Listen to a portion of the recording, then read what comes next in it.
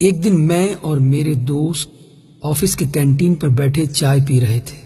میں نے جب ان کی جانب غور سے دیکھا تو وہ بجھے بجھے سے تھے۔ وجہ پوچھی تو کہنے لگے، مجھے آج مرے ہوئے 3 سال ہو گئے۔ میں نے نظریں اٹھا کر ان کی آنکھوں میں دیکھا، جہاں اس جملے کے ساتھ ہی دنیا بھر کی نقاہت اتر آئی تھی۔ پھر کہنے لگے، میں ہمیشہ سے بدتمیز رہا۔ بچپن میں اسکول جاتے ہوئے ضد کرتا، کھانا کھاتے ہوئے ضد کرتا، نخرے کرتا، یہ نہیں کھانا، وہ نہیں کھانا۔ مجھے نہیں یاد کہ 5ویں کلاس تک میں نے اپنے ہاتھ سے نہایا، کھانا کھایا ہو، کپڑے پہنے ہو یا جوتوں کے تسمے بند کیے ہوں۔ باپ، بہن اور بھائی کی محبت مجھے نہ مل سکی۔ پرائمری اور مڈل اور پھر میٹرک تک یہی عادت رہی کہ رات کو سونے سے پہلے کتابیں، کاپیاں، بیگ، غرض تمام چیزیں ادھر ادھر بکھری چھوڑ کر سو جاتا، مگر صبح آنکھ کھلتے ہی دیکھتا کہ تمام چیزیں بہت سلیقے سے بستے میں پڑی ہوئی ہیں اور میرا بیگ بڑی نفاست سے میز پر رکھا ہوا ہے۔ مجھے لاکھ بار کہا جاتا کہ دودھ پی کر سونا، مگر میں نہیں پیتا تھا۔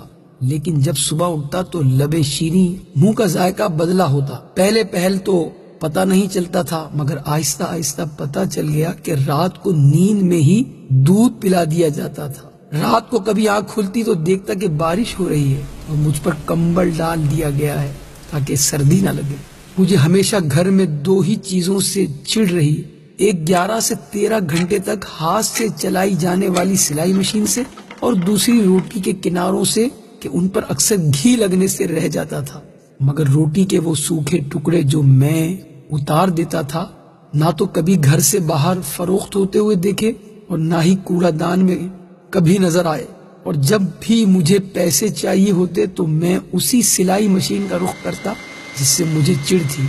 جب بھی مجھے کبھی معمول سے ہٹ کر زیادہ پیسوں کی ضرورت ہوتی تو دیکھتا کہ گھر میں سلائی مشین کے چلنے کا دورانیہ 16 گھنٹے تک جا پہنچتا۔ مجھے یاد ہے کالج میں داخلے کے وقت مجھے 1500 روپے چاہیے تھے۔ میں نے گھر آ کر بتا دیا۔ اسی رات 2 بجے کے قریب میری آنکھ کھلی تو گھر کے برآمدے میں کچھ کھٹ پٹ ہوتی ہوئی محسوس ہوئی۔ ذرا غور کیا تو محسوس ہوا کہ جیسے کوئی گھٹی گھٹی سسکیوں کے ساتھ رو رہا ہے۔ چپکے سے برآمدے میں جا کر دیکھا تو موٹے شیشے کا چشمہ لگائے میری ماں جانے کب سے مشین میں دھاگا ڈالنے کی مسلسل کوشش کر رہی ہے اور ساتھ ساتھ آنسو بھی گر رہے ہیں۔ میں نے پوچھا، کیا کر رہی ہو ماں؟ ماں نے چونک کر میری طرف دیکھا اور جلدی سے آنسو صاف کرتے ہوئے چہرے پر مسکراہٹ سجاتے ہوئے بالکل صاف آواز میں کہنے لگی، وہ سامنے والی سریا کی بھائی کی شادی ہے تو اس نے کہا کہ صبح تک 2 سوٹ سلائی کر دو، اس لیے بیٹھی ہوں، لیکن دھاگا سوئی میں نہیں ڈل رہا۔